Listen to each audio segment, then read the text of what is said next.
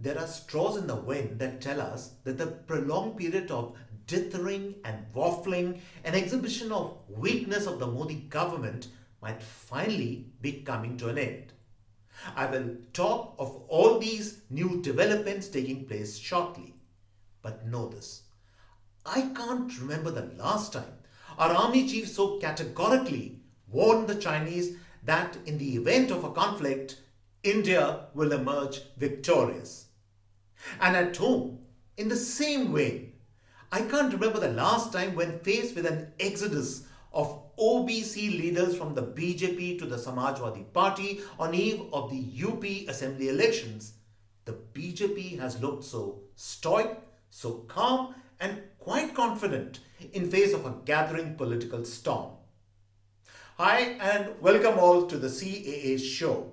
My name is Juggi Bhasin. CAA, as you all know, is Conversations and Analysis. So let us first understand what is really happening at our borders. Today we all woke up to read a news item that India is widening the road in the Lipulekh Pass area in Uttarakhand. This move has caused an uproar in Nepal in both the ruling dispensation and the opposition. Nepal claims territorial rights over this area. Now, whether the Nepalese strident protest was at the behest of China or not, well, that is a matter of detail and speculation. But the intent of the government on our side was clear. It will not be backing down in creating infrastructure within our landmass, especially in all the border areas. If Nepal does not like it, so be it. And it is not only to Nepal that India is sending a tough message.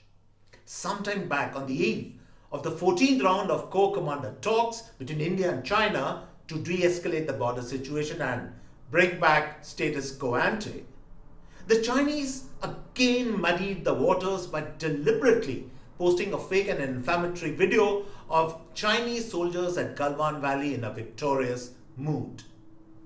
The Chinese did this because this is a classic Chinese strategy to intimidate the other side before the start of important talks or a state visit. There are numerous instances in the past when they have resorted to this tactic vis-a-vis India. So in past, we would swallow our pride and engage with them. Not this time. Within 24 hours of the posting of this video, India posted a striking picture of its own frontline troops at the real Galwan Valley armed with their latest American assault rifles. The messaging to the Chinese was crystal clear. We will not hold back any punches in a tit for tat. In fact, if a conflict erupts, we will respond with full force with our latest lethal weaponry acquired from the Americans. And that was not all. Just before the 14th round of talks, the army chief gave an explosive statement that if a conflict erupts with China, India will emerge victorious. This level and display of aggression by India was unprecedented. India probably factored that not much would emerge from the 14th round of talks, and in any case, China, being a classic bully, it only understands a language of reciprocal toughness, which was refreshingly not found wanting from our side. So, notice has been served to China that the days of subdued response are over. And at home, an even more interesting response was given to the outrage over the Prime Minister's security detail in Punjab and the OBC leader's desertion from the BJP to join the Samajwadi Party. The BJP's response to the act of utter irresponsibility and perhaps conspiratorial behavior of Punjab Chief Minister was a measured but unrelenting tough message that this issue would not be swept under the carpet. It would be investigated and highlighted in the weeks and months ahead. The tough response of the centre forced Charanjit Chani to peddle the spurious narrative of Aap Salamat Rahe, Prime Minister. The sincerity of Chani's good wishes are completely in doubt. But the point was made. and Chani was forced to back down in face of the BJP's tough response. And even in the Uttar Pradesh cauldron, as minister after minister exited the BJP, the party did not flinch or panic but kept its cool. After the shock value of the exits subsided, the impression now is gathering steam that a bunch of overreachers angling for tickets deserted the party. The BJP is standing firm, quite confident that when the country's biggest OBC leader, Mr. Modi, will enter the rally circuit in Uttar Pradesh, the shenanigans of opportunists will be thoroughly exposed.